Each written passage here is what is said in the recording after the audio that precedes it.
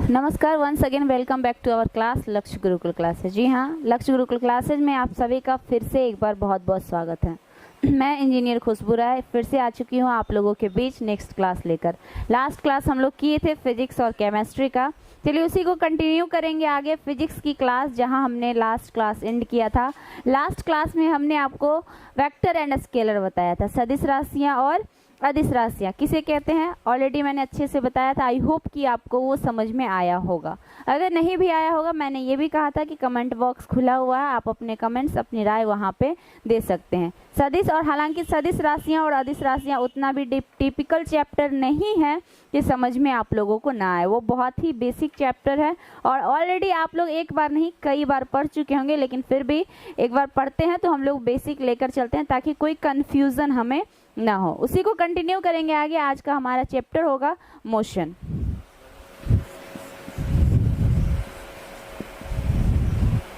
हिंदी में से क्या कहते हैं आप लोग ऑलरेडी जानते ही होंगे, गति।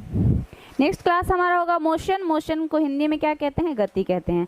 अब मोशन क्यों पढ़ते हैं, क्योंकि हमारे लाइफ में हमारा जो लाइफ है मोशन से जुड़ा हुआ होता है हमेशा। आप सोच रहे होंगे मोशन से कैसे जुड़ा होता है। हमारी जितनी हमारे यहाँ ये पूरे इन्वायरमेंट में दो तरह से चीज़ें होती है, एक या तो स्थिर होती है या तो मोशन में होती है। या तो चीज़ें या तो स्थिर होती है या तो मोशन में ही होती है। दो ही स्थिति में कोई भी वस्तु नॉर्मली हमारे पूरे इन्वायरमेंट में पूरे यूनिवर्स में पाया जाता है, या तो स्थिर होता है या तो मूविंग में मोशन में होता है, गति में होता है। अब एक चीज़ बताते हैं, कोई भी वस्तु स्थिर है, जैसे कि यहाँ पे ये रखा हुआ टेबल मान के चलिए, वो क्या है, स्थिर है। क्यों? क्योंकि ये मूव नहीं कर रहा, क्योंकि ये मूव नहीं कर रहा। अगर हम एग्जाम्पल दें आपको रेलगाड़ी का, तो रेलगाड़ी जो है मोशन में होता है। रेलगाड़ी किस में होता है, मोशन में होता है। अब एक चीज़ यहाँ पे समझने की ज़रूरत है कि मोशन आखिर कहते किसको है, व्हाट इज मोशन, गति क्या है। तो अब समझिएगा, समय के किसी निश्चित समय पर किसी वस्तु द्वारा तय की गई दूरी को क्या कहते हैं, गति कहते हैं। अब है किसी समय पर, किसी निश्चित समय अंतराल पर किसी वस्तु द्वारा चली गई दूरी को क्या कहते हैं, वो आगे पढ़ेंगे। चाल होता है और मतलब विस्थापन होता है, बहुत सारी चीज़ें होती हैं। तो गति पहले अच्छे से समझेंगे, गति क्या है। गति का मतलब होता है कि कोई भी चीज़ें किसी के सापेक्ष, एक चीज़ हमेशा याद रखिएगा कि स्थिर वस्तु को किसी के सापेक्ष भी लेते हैं और गति जो होता है हमेशा किसी न किसी के सापेक्ष लिया जाता है। सापेक्ष क्यों लिया जाता है कि अगर मान के चलिए कि हम यहाँ पे खड़े हैं और एक और कोई व्यक्ति है जो हमारे सामने खड़ा है, वो चल के हमसे आगे निकल गया, तो हम यहाँ रुके हैं और वो हमारे सापेक्ष में चल के आगे निकल गया, हमको हमारे कंपेयर में वो आगे निकला है, इसलिए वो वस्तु क्या है आपका मोशन में, वो वस्तु क्या है आपका मोशन में। अब मैं एग्जांपल देती हूँ आपको रेलगाड़ी का। रेलगाड़ी नॉर्मली क्या है, मोशन में है, लेकिन अगर रेलगाड़ी में जो बैठे यात्री हैं, अगर आप उनसे रेलगाड़ी के बारे में पूछेंगे तो उनके कंपेयर में रेलगाड़ी स्थिर है। क्यों स्थिर है? क्योंकि उनकी स्थिति और रेलगाड़ी की स्थिति में कोई बदलाव नहीं हो रहा है। क्यों नहीं हो रहा? क्योंकि जहाँ रेलगाड़ी जा रही है वहाँ वो व्यक्ति भी उसके साथ साथ जा रहा है, तो वहाँ उसके कंपेयर में रेलगाड़ी मोशन में नहीं है। लेकिन रेलगाड़ी से बाहर स्टेशन पे या फिर कहीं भी जो लोग बैठे हैं देख रहे हैं उसको, उनके कंपेयर में रेलगाड़ी क्या है, मोशन में। रेलगाड़ी क्या है, मोशन में। मैंने पहले भी बताया कि मोशन हमेशा किसी भी चीज़ को मोशन में तब कहा जाता है जब वो किसी के सापेक्ष होता है। हम लोग बोलते हैं कि हमारा जो अर्थ है, पृथ्वी, अर्थ क्या है कि मूव कर रहा है। क्या कर रहा है, मूव कर रहा है। तो इसमें सोचने वाली बात है कि अर्थ क्यों मूव कर रहा है और किसके कंपेयर में मूव कर रहा है। नॉर्मली आप लोग जानते होंगे कि हमारे जो पूरे यूनिवर्स में कितने 9 थे पहले प्लेनेट, अब घट के 8 हो गए हैं हालांकि। तो वो क्या है ना, एक दूसरे के सापेक्ष में क्या करते हैं, घूर्णन करते, घूर्णन गति करते। क्या करते, घूर्णन गति करते। सन है, सन के चारों ओर जितने भी प्लेनेट है सब क्या करता है, रोटेट करता है। अब आप चंद्रमा का एग्जाम्पल ले लीजिए। चंद्रमा क्या होता है, चंद्रमा जो है पृथ्वी के सापेक्ष, जैसे कि अर्थ है, अर्थ के चारों ओर चंद्रमा क्या करता है, रोटेट करता है। तो हम लोग क्या बोलते हैं कि चंद्रमा किस चीज में है, मोशन में है। क्यों बोलते हैं, आई होप आपको समझ में आ रहा होगा। और दूसरी बात, जो अर्थ है हमारी पृथ्वी, वो खुद अपने अक्ष पर घूमती हुई रहती है, अपने अक्ष पे घूमती हुई रहती है। किसी भी वस्तु का एक सेंटर जरूर होता है, किसी भी वस्तु का एक सेंटर जरूर होता है। हालांकि हमारा अर्थ तो क्या है, गोलाकार है, तो इसका सेंटर तो निश्चित है कि सेंटर तो होगा ही। अब क्या है कि इस सेंटर के सापेक्ष हमारा जो अर्थ है वो क्या करता रहता है, घूमते रहता है। क्या करता रहता है? घूमते रहता है। जब हम लोग पढ़ते हैं तो ये सूरज है, सूरज के चारों ओर तो घूमता ही है, साथ साथ ये अपने अक्ष पर भी घूमता है, साथ साथ ये अपने अक्ष पर भी घूमते रहता है। तो हम क्या बोलते हैं कि हमारा जो पृथ्वी है, अर्थ है, वो क्या है? गति में है। आप समझिएगा। उसी प्रकार स्थिति के हिसाब से मैंने बताया कि गति क्या होता है। अब हम आगे समझेंगे गति जो होता है नॉर्मली कितने प्रकार के होते हैं और कब किस वस्तु को किस गति में कहा जाता है। जो भी चीज़ें आप जितने भी फिजिकल क्वांटिटी आप पढ़ते होंगे आगे चल के उसके प्रकार पढ़ने होते हैं। तो मोशन क्या होता है और मोशन के कितने प्रकार होते हैं वो समझेंगे। देखिए, जनरली मोशन 3 प्रकार के होते हैं। जनरली मोशन कितने प्रकार के होते हैं? 3 प्रकार के होते हैं। सबसे पहला स्थानांतरीय गति। सबसे पहला क्या होता है आपका? स्थानांतरीय गति। इसको इंग्लिश में ट्रांसलेटरी मोशन कहते हैं। क्या कहते हैं? ट्रांसलेटरी मोशन कहते हैं। नॉर्मली क्या होता है कि जब कोई वस्तु एक सीधी रेखा में गमन करती है, नॉर्मली एक कोई भी वस्तु अगर एक सीधी रेखा में गति करती है तो उसको क्या बोलते हैं? ट्रांसलेटरी मोशन बोलते हैं। क्या बोलते हैं? ट्रांसलेटरी मोशन बोलते हैं। बहुत ही इजी है, थोड़ा सा भी टिपिकल नहीं है कि आपको समझ में नहीं आएगा। स्थानांतरीय गति बोलिए, इंग्लिश में उसको ट्रांसलेटरी मोशन बोलते हैं। जब भी कोई पार्टिकल एक सीधी रेखा में गति करती है तो उसको क्या कहते हैं? स्थानांतरीय गति कहते हैं। जैसे रेलगाड़ी, रेलगाड़ी की जो पटरी होती है नॉर्मली ज्यादातर सीधी रेखा में ही बनाई जाती है। बहुत दूर के बाद कर्व दिया जाता है और कर्व को भी बहुत दूर के बाद मोड़ा जाता है। नॉर्मली उसकी गति क्या होती है? स्थानांतरीय गति होती है। तो पहला क्या था आपका? Translatory motion. गति का सबसे पहला नंबर 1 क्या था आपका? स्थानांतरीय गति।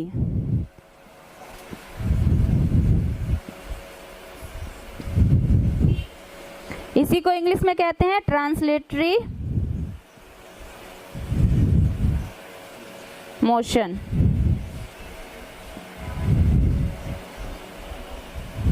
इसी को इंग्लिश में कहते हैं ट्रांसलेटरी मोशन। आप समझिए, ये पहला था। अब दूसरा, पहला क्या है? स्थानांतरीय गति। दूसरा घूर्णन गति। दूसरा क्या होता है आपका? घूर्णन गति। दूसरा क्या होता है आपका? घूर्णन गति। दूसरा पढ़ेंगे घूर्णन गति क्या होता है वो समझिए। घूर्णन गति को इंग्लिश में कहते हैं रोटेटरी मोशन। क्या कहते हैं? Rotatory motion.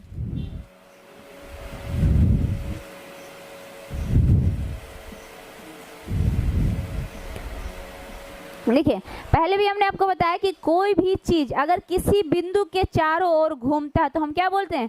कि वो रोटेट कर रहा है। क्या बोलते हैं? रोटेट कर रहा है। जैसे कि मान के चलिए लट्टू है, लट्टू को जब हम नचाते हैं तो हम क्या बोलते हैं? कि ये देखो लट्टू रोटेट कर रहा है। रोटेट क्यों बोलते हैं पता है? क्योंकि वो एक ही अक्ष पर घूमते रहता है। जब हम लट्टू नचाते हैं तो जब भी नाचता है तो वो क्या होता है? एक ही अक्ष पे नाचते रहता है, इसलिए इसको क्या बोलते हैं? रोटेट बोलते हैं। क्या बोलते हैं? कि रोटेट कर रहा है। तो दूसरा आपका क्या है? घूर्णन गति। नाम से ही पता चल रहा है, रोटेटरी मोशन। वैसा मोशन जब कोई पिंड या जब कोई वस्तु किसी एक बिंदु के चारों ओर क्या करे? घूमे। किसी एक बिंदु के चारों ओर जब कोई वस्तु घूमती है तो उस गति को क्या बोलते हैं? रोटेटरी मोशन बोलते हैं। क्या बोलते हैं? रोटेटरी मोशन बोलते हैं। आई होप आपको समझ में आ गया होगा अब कि रोटेटरी मोशन किसको कहते हैं। एग्जाम्पल एक नहीं कई एग्जाम्पल हैं, जैसे कि आपका घड़ी का सुई। घड़ी का सुई हमेशा दिन भर क्या होता है? रोटेट करते रहता है एक बिंदु के चारों ओर। अब और एग्जाम्पल आप ले लीजिए, जैसे कि पृथ्वी, मैंने अभी अभी आपको बताया था कि अर्थ क्या है? रोटेट करते रहता है, अपने ही अक्ष पे क्या करता है? रोटेट करते रहता है। और दूसरा चक्कर भी लगाते रहता है सन का। किसका? सन का चक्कर भी लगाते रहता है और अपने अक्ष पे क्या करते रहता है? रोटेट करते रहता है। ये है आपका दूसरा। और आइए तीसरा बताते हैं। तीसरा है आपका कंपनीय गति।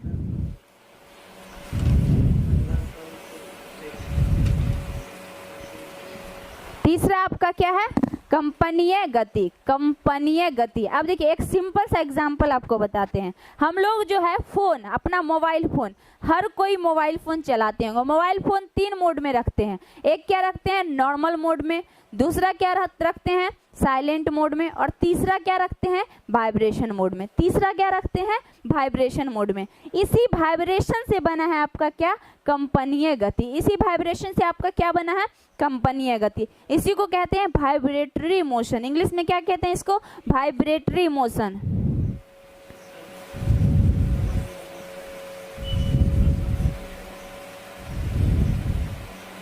इंग्लिश में इसको कहते हैं वाइब्रेटरी मोशन। अब वाइब्रेटरी क्यों कहते हैं, तो वाइब्रेटरी समझिएगा, वाइब्रेटरी मोशन जो होता है आपका कंपनीय गति जो होता है, जब कोई वस्तु एक ही जगह पर राउंड लगाता हो, जैसे मान के चलिए यहाँ से चल के यहाँ आया, फिर यहाँ, फिर यहाँ आया, फिर यहाँ, मतलब जब कोई वस्तु एक ही जगह पर आगे पीछे करता है, एक ही जगह पे बार बार आगे पीछे करता है, तो उसको क्या बोलते हैं, वाइब्रेटरी मोशन। उसको क्या बोलते हैं, वाइब्रेटरी मोशन या कंपनीय गति। कंपनीय गति का सबसे आसान एग्जाम्पल है दोलक। क्या एग्जाम्पल है, दोलक। घड़ी में आप देखते होंगे घंटा घड़ी, जो सबसे बड़ा घंटा घड़ी होता है उसके नीचे दोलक लटका होता है, और वो क्या करते रहता है, एक ही जगह पे इधर से उधर, इधर से उधर करते रहता है, एक ही जगह पे इधर से उधर करते रहता है, तो वो क्या है, आपका वाइब्रेटरी मोशन है। एक और एग्जांपल, जैसे कि एक तार है, दो हाथ से हम पकड़ लिए और उसको हल्का सा क्या कर दिए, पिंच कर दिए, हल्का सा क्या कर दिए, पिंच कर दिए, तो वो अपने ही जगह पे ऊपर नीचे करने लगता है। क्या करता है, ऊपर नीचे, मतलब एक बिंदु से दो बिंदु के बीच आना जाना करने लगता है। तो इस प्रकार के मोशन को हम कहते हैं कंपनीय गति या वाइब्रेटरी मोशन। आई होप ये तीनों मोशन आपको आसानी से समझ में आ गया होगा, क्योंकि मुझे नहीं लगता इसमें कुछ भी ऐसी चीजें हैं जो समझ में ना आए। चलिए आगे बढ़ते हैं। अब देखिए नेक्स्ट, अब जब हम मोशन पढ़ रहे हैं, क्या पढ़ रहे हैं, मोशन पढ़ रहे हैं। मैंने शुरू में ही कहा जब हम मोशन पढ़ रहे हैं तो क्या होता है ना कि समय के साथ साथ स्थिति में परिवर्तन। क्या कहा था मैंने, समय के साथ अगर किसी वस्तु के स्थिति में परिवर्तन होता है तो उसको क्या कहते हैं, मोशन कहते हैं या गति कहते हैं। अब सिंपल सी बात है, समय के साथ अगर स्थिति में परिवर्तन होगा, मतलब मान के चलिए अभी हम यहाँ हैं और कुछ देर बाद हम यहाँ आ गए, कुछ देर बाद हम यहाँ आए। मान के चलिए अभी 7:45 हो रहा है, अभी हम यहाँ हैं और अगले 5 मिनट बाद हम यहाँ से 50 मीटर की दूरी पे वहाँ चले जाते हैं। तो मतलब 5 मिनट के समय अंतराल में हमारे जो यहाँ से वहाँ हम गए, तो क्या हुआ, समय पे क्या हुआ, दूरी यहाँ से वहाँ तक में चेंजिंग हुई, स्थिति में क्या हुई, हमारी चेंजिंग। अभी हम यहाँ थे और थोड़ा देर बाद हम वहाँ थे, तो इसको क्या कहते हैं, मोशन कहते हैं। इसमें हमको क्या क्या पढ़ना पड़ेगा, सबसे पहले दूरी पढ़ना पड़ेगा। क्या पढ़ना पड़ेगा, सबसे पहला पॉइंट दूरी, सबसे पहला पॉइंट दूरी। अब समझिए, दूरी सब जानते होंगे, दूरी क्या है, नॉर्मली जानते होंगे, फिर भी एक बार डिफाइन कर दूं, डिस्टेंस, फिर भी एक बार डिफाइन कर दे रही हूँ ताकि कोई कंफ्यूजन ना रहे। डिस्टेंस, किसी समय अंतराल में किसी वस्तु द्वारा तय किए गए मार्ग को क्या कहते हैं, दूरी कहते हैं। किसी समय अंतराल में, मानिए कि ए है, यहाँ पे कोई टाइम है और यहाँ पे दूसरा टाइम है, किसी समय अंतराल में किसी वस्तु द्वारा तय किए गए मार्ग को क्या कहते हैं, दूरी कहते हैं। सिंपल, किसी समय अंतराल में तय किए गए मार्ग को क्या कहते हैं, दूरी कहते हैं। किसी के भी द्वारा, किसी भी वस्तु के द्वारा, किसी पर्सन के द्वारा तय किए गए मार्ग को क्या कहते हैं, दूरी कहते हैं। अब समझिएगा, दूरी जो होता है हमेशा क्या होता है, पॉजिटिव होता है। दूरी जो हमेशा होता है क्या होता है, पॉजिटिव होता है। क्या होता है, पॉजिटिव होता है। अब एक चीज समझिएगा, दूरी के साथ साथ एक पॉइंट आप लोगों को मिलता होगा, विस्थापन। दूसरा पॉइंट पढ़ने को मिलेगा आपको, विस्थापन। लास्ट क्लास में हम एक चीज आपको बताए थे कि दूरी और विस्थापन में क्या फर्क है। दूरी और विस्थापन में क्या फर्क है, मैंने बताया था कि दूरी क्या है आपका अदिश राशि है और विस्थापन क्या है आपका सदिश राशि। मैंने ये भी कहा था कि नेक्स्ट क्लास में मैं आपको बताऊंगी कि दूरी और विस्थापन में ये फर्क क्यों है। जबकि देखा जाए तो विस्थापन भी दो बिंदु के बीच के मार्ग को ही कहा जाता है, विस्थापन भी किसी समय अंतराल में तय किए गए मार्ग को ही कहा जाता है। लेकिन आखिर क्या डिफरेंस होता है कि दूरी अदिश राशि है और विस्थापन सदिश राशि है। चलिए आप समझेंगे। विस्थापन जो होता है किसी विशेष दिशा में तय किए गए दूरी को क्या कहते हैं, विस्थापन कहते हैं। किसी विशेष दिशा में तय किए गए मार्ग को क्या कहते हैं, विस्थापन कहते हैं। अब जैसे ही मैंने आपसे क्या कहा था लास्ट क्लास में, स्केलर और वेक्टर क्वांटिटी में जैसे ही दिशा का वर्णन हो, जैसे ही दिशा की जरूरत पड़े, वो क्या हो जाएगा, आपका सदिश राशि हो जाएगा। मतलब जब हम विस्थापन करेंगे तो उसमें हमें दिशा की जरूरत पड़ेगी, इसलिए विस्थापन सदिश राशि हो जाता है। एक और मैं परिभाषा आपको बता देना चाहूंगी, किसी भी दो पॉइंट है, ठीक है, मान के चलिए यहाँ है, यहाँ से हम चलना चालू किए, यहाँ गए और फिर यहाँ गए, तो अगर पूछा जाएगा कि दूरी क्या होगा तो पहले हम इसको मेजरमेंट करेंगे, फिर हम इसको मेजरमेंट करेंगे, x और y मीटर। अगर यहाँ पूछा जाए कि दूरी क्या होगा तो दूरी बराबर होगा यहाँ पे x + y मीटर। क्या होगा दूरी, x + y मीटर। क्या होगा दूरी, गौर से समझिएगा, दूरी क्या होगा अगर पूछा जाए कि यहाँ से पॉइंट A है कोई व्यक्ति पॉइंट ए से चला, पॉइंट बी पे गया और फिर पॉइंट सी पे गया। अब पूछेगा कि पॉइंट ए से लेकर पॉइंट सी तक की दूरी क्या होगी। तो दूरी जब आप निकालेंगे यहाँ पे तो दूरी हो जाएगा आपका x प्लस वाई मीटर। क्या हो जाएगा आपका x प्लस वाई मीटर। अब समझिएगा, विस्थापन पूछा जाएगा तो विस्थापन x प्लस वाई मीटर होगा? नहीं, विस्थापन x प्लस वाई मीटर नहीं होगा। क्यों नहीं होगा? एक चीज़ और, विस्थापन जो होगा इस पॉइंट से इस पॉइंट की जो न्यूनतम दूरी होगी, इस पॉइंट से उस पॉइंट की जो न्यूनतम दूरी होगी, क्या होगी? न्यूनतम। तो किसी विशेष दिशा में इस पॉइंट से इस पॉइंट की जो न्यूनतम दूरी होगी, ये आपका क्या होगा? विस्थापन होगा। ये आपका क्या होगा? विस्थापन होगा। ध्यान से समझिएगा, विस्थापन और दूरी में क्या फर्क है। विस्थापन को इंग्लिश में डिस्प्लेसमेंट कहते हैं, याद रखिएगा, विस्थापन को इंग्लिश में डिस्प्लेसमेंट कहते हैं। उसको भी डी से डिनोट करते हैं और दूरी डिस्टेंस को भी डी से डिनोट करते हैं, लेकिन फर्क है दोनों में। आप समझिएगा, किसी भी बिंदु के नियरेस्ट दूरी को, दो बिंदु के बीच की नजदीक दूरी को क्या कहते हैं? विस्थापन कहते हैं। आप समझिए, जैसे कि ये आपका हाफ कर्व है, ये आपका क्या है?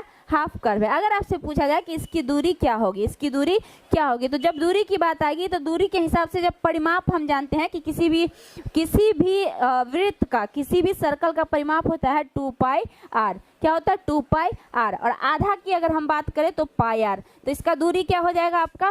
पाई आर हो जाएगा। लेकिन अगर आपसे पूछा जाए कि इसका विस्थापन क्या होगा, तो क्या इसका विस्थापन पाई आर होगा? तो आंसर होगा नहीं। अब आप पूछेंगे क्यों? क्योंकि इस बिंदु से इस बिंदु का हमको क्या निकालना है? विस्थापन निकालना। और विस्थापन किसी विशेष दिशा में तय किया जाता है। तो अब इसमें क्या है ना कि हर पॉइंट पे दिशा बदल रहा है, हर पॉइंट पे दिशा बदल रहा है। किसी भी वृत्त के सर्कल पे हर पॉइंट पे दिशा बदल रहा है। क्या हुआ है? हर पॉइंट पे। तो विशेष दिशा मिलेगा? नहीं मिलेगा। विशेष दिशा के लिए हमको इस पॉइंट से इस पॉइंट का एक कोई विशेष दूरी, विशेष दिशा ढूंढना पड़ेगा। तो यहाँ से यहाँ जाने का एक ही रास्ता है। कौन सा है?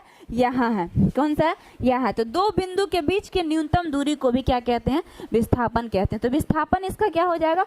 2r हो जाएगा। क्या हो जाएगा? 2r। क्यों? क्योंकि सेंटर से सर्कल के पॉइंट तक का दूरी क्या होता है? r। इधर भी r और इधर r भी r। टोटल क्या हो जाएगा? 2r हो जाएगा। यानी कि यहाँ पे विस्थापन क्या होगा आपका? 2r होगा। विस्थापन क्या होगा? 2r होगा, ना कि विस्थापन पाई आर होगा। ध्यान में रखिएगा, विस्थापन पाई आर नहीं होगा। सेम यहाँ पे अगर हम बात करें तो यहाँ पे एक ट्राइंगल बन रहा है। ट्राइंगल के अकॉर्डिंग आप जानते हैं ये क्या हो जाएगा आपका? विकर्ण हो जाएगा। क्या हो जाएगा? विकर्ण हो जाएगा। तो यहाँ पे विस्थापन क्या हो जाएगा? विस्थापन बराबर हो जाएगा आपका √x² प्लस y²। क्या होगा? x² प्लस y², ना कि x प्लस वाई मीटर होगा। क्या होगा? x² plus y²। याद रखिएगा, इसका क्या होगा? x² प्लस y² √ओवर हो जाएगा आपका विस्थापन, according to rule of triangle. जानते हैं, हम सभी जानते हैं कि ट्राइंगल में जब होता है, जब समकोण वाला होता है, तो इसका क्या फॉर्मूला होता है? विकर्ण का जो होता है वो यहाँ पे हो जाएगा। अगर हम बात करें इसका, तो यह क्या हो जाएगा? ये हो जाएगा। एक और पॉइंट जो टू बी नोटेड, एक और पॉइंट आप ध्यान में रखिएगा। देखिए, गति में दूरी जो होता है हमेशा क्या बताया हमने? पॉजिटिव बताया। क्या बताया हमने? पॉजिटिव बताया। लेकिन अगर मैं विस्थापन की बात करूं तो विस्थापन पॉजिटिव ही नहीं होता, पॉजिटिव भी होता है, निगेटिव भी होता है और जीरो भी होता है। पॉजिटिव भी होता है, निगेटिव भी होता है और जीरो भी होता है। कैसे होता है वो समझिए। मान के चलिए यहाँ ये बिंदु है, यहाँ से हमने क्या किया? एक गेंद ऊपर फेंका। मान के चलिए हम यहाँ खड़े, यहाँ से हमने इस डस्टर को ऊपर फेंका। डस्टर यहाँ गया और दीवार में टकरा के फिर नीचे आ गया। अगर हमसे पूछा जाएगा कि ये डस्टर कितना दूरी तय किया, क्या पूछा जाएगा? अगर हमसे पूछा जाएगा कि ये डस्टर कितना दूरी तय किया, तो यहाँ से यहाँ का डिस्टेंस और फिर यहाँ से वापस अर्थ तक का डिस्टेंस हम पूरा मेजर करेंगे और मेजर करने के बाद ऐड करेंगे, वो क्या हो जाएगा? आपका दूरी हो जाएगा। लेकिन अगर हम बात करें विस्थापन की, तो विस्थापन क्या होगा? यहाँ से लेकर सिर्फ नीचे तक की जो दूरी होगी वो होगा। अगर हम नीचे से मान के चलिए यहाँ से किसी बॉल को उड़ाते हैं, वापस यहीं पे गिर के आता है, तो इस पॉइंट से चला था और वापस इसी पॉइंट पे आके गिरा था, तो उस सिचुएशन में विस्थापन क्या होगा? जीरो होगा। विस्थापन क्या होगा? जीरो होगा। तो याद रखिएगा, विस्थापन पॉजिटिव भी हो सकता है, निगेटिव भी हो सकता है और जीरो भी हो सकता है, लेकिन दूरी ऑलवेज पॉजिटिव होगा। Distance will be always positive, but displacement में be positive, negative and zero. ध्यान में रखिएगा। चलिए आगे बढ़ते हैं। ये थी दूरी, ये था हम लोग को पढ़ना दूरी और विस्थापन। इसके आगे जब हम बढ़ेंगे तो हमको पढ़ना पड़ेगा किसी भी वस्तु का चाल और वेग। चाल और वेग आप समझिएगा। जिस तरह हम दूरी और विस्थापन की बात किए थे, कुछ नहीं है, थोड़ा सा डिफरेंट है, एकदम इजी है, इजी वे में समझिएगा। चाल और वेग, जैसे उसमें हम आपको बताए थे जैसे कि हम आपको अभी दूरी और विस्थापन के बारे में बताया कि दूरी क्या है आपका अदिश राशि है और विस्थापन क्या है आपका सदिश राशि है। सेम यहाँ पे जब आप आइएगा तो चाल और वेग में वही फर्क आपको मिलेगा। चाल और वेग में क्या फर्क मिलेगा आपको, चाल जो है अदिश राशि है और वेग जो है सदिश राशि है। क्यों, क्योंकि चाल बराबर होता है किसी समय अंतराल में तय किए गए दूरी को क्या कहते हैं, चाल कहते हैं। किसी समय अंतराल में तय किए गए दूरी को क्या कहते हैं, चाल कहते हैं। तो दूरी बट्टा समय, चाल बराबर क्या होगा, दूरी बट्टा समय। चाल बराबर याद रखिएगा दूरी बट्टा समय क्या होता है, चाल होता है। किसी समय अंतराल में तय किए गए दूरी को क्या कहते हैं, चाल कहते हैं। लेकिन जब हम वेग की बात करेंगे तो वेग बराबर होता है विस्थापन बट्टा समय। वेग बराबर क्या होता है, विस्थापन बट्टा समय। होगा वही चीज, दोनों में होगा वही चीज, बस फर्क क्या होगा, विस्थापन। और अभी हम आपको बताया है कि विस्थापन सदिश राशि है और आपका चाल दूरी क्या है आपका अदिश राशि है। तो अदिश राशि में अदिश में आएगा और समय क्या आपका अदिश राशि है। तो अदिश बट्टा अदिश फाइनली क्या होगा, अदिश होगा। और याद रखिएगा कि एक कोई भी क्वांटिटी, किसी भी फिजिकल क्वांटिटी में एक अगर सदिश आएगा ओवरऑल क्या होगा, सदिश होगा। ओवरऑल क्या होगा, सदिश होगा। क्यों होगा, क्योंकि जैसे ही दिशा मेंशन होगा वह सदिश राशि बन जाएगी। तो एज इट इज वेग क्या होगा आपका सदिश राशि होगा और चाल आपका क्या होगा, अदिश राशि होगा। क्यों होगा आप समझ गए होंगे। वेग और चाल सेम परिभाषा होता है, किसी समय अंतराल में तय की गई दूरी को क्या कहते हैं, वेग कहते हैं और चाल भी कहते हैं। लेकिन किसी समय अंतराल में एक निश्चित दिशा में, क्या निश्चित दिशा में तय किए गए दूरी को क्या कहते हैं, वेग कहते हैं। बस इतना सा ही डिफरेंस है। चलिए नेक्स्ट, यहाँ तक हम आज का क्लास ओवर करेंगे। नेक्स्ट क्लास में इसके आगे पढ़ेंगे आपेक्षिक गति होता है। क्या होता है, आपेक्षिक गति होता है कुछ नहीं है, गति जो है एक गति के आपेक्ष में दूसरे गति के बारे में पढ़ेंगे। बहुत सारे सवाल, आपेक्षिक गति पढ़ना इसलिए जरूरी है क्योंकि बहुत सारे सवाल आपेक्षिक गति से लिए जाते हैं। आप एग्जाम्पल देखते होंगे कि एक ट्रेन अगर इतना स्पीड से चल रहा है और दूसरा ट्रेन इतना स्पीड से चल रहा है तो कौन सी ट्रेन कौन से पहले पटरी को पार करेगी। इस तरह के क्वेश्चंस फिजिक्स में हमेशा आते हैं, कंपटीशन में इस तरह के क्वेश्चन ऑलवेज आते हैं। तो वो सारा क्वेश्चन कैसे सॉल्व करेंगे और क्या नियम होगा और क्या फॉर्मूला होगा, यहाँ तो फॉर्मूला भी हम नहीं बता पाए थोड़ा बहुत, वो फॉर्मूला भी हम अगली क्लास में आपको बताएंगे और पढ़ेंगे कि कैसे और इस तरह के सवाल को हम फिजिक्स में सॉल्व करेंगे। आज तक क्लास यहीं तक, मिलते हैं अगले क्लास में। एक बार फिर से आप लोग लक्ष्य गुरुकुल को सब्सक्राइब करिए, शेयर करिए और हाँ अपनी राय कमेंट बॉक्स में जरूर दें।